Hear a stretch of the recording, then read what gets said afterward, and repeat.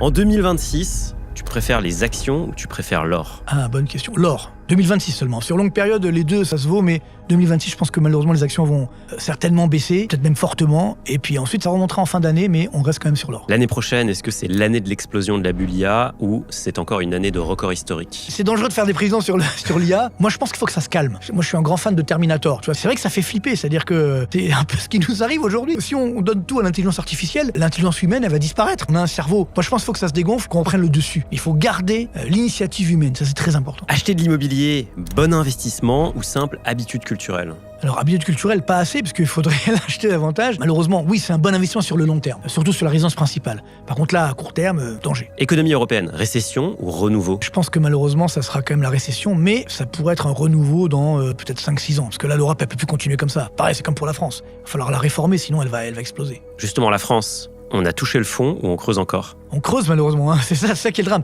Moi je pense qu'on a déjà touché le fond, hein. Quand on dit alors elle est où la crise, elle est déjà là, il y a qu'à voir ce qui se passe dehors, les faillites d'entreprises, le chômage qui augmente. Alternative au dollar, euro ou yuan? Ni l'un ni l'autre, parce que malheureusement l'euro n'a pas été capable de le faire. Si le jour où le yuan pourra remplacer le dollar, ce serait une crise financière. Alors je te dis pas celle qu'on a vécue jusqu'à présent, ce serait de la rigolade. Donc chaque crise en son temps. Je pense que le yuan finira par remplacer le dollar, peut-être dans 10-15 ans, mais en tout cas le dollar va tout faire pour essayer, on voit ce que fait Trump, hein. Tout ça pour éviter justement que le dollar tombe de son piédestal, parce que le jour où ça sera le cas, les États-Unis vont redevenir un pays émergent, si tu veux, ça serait compliqué.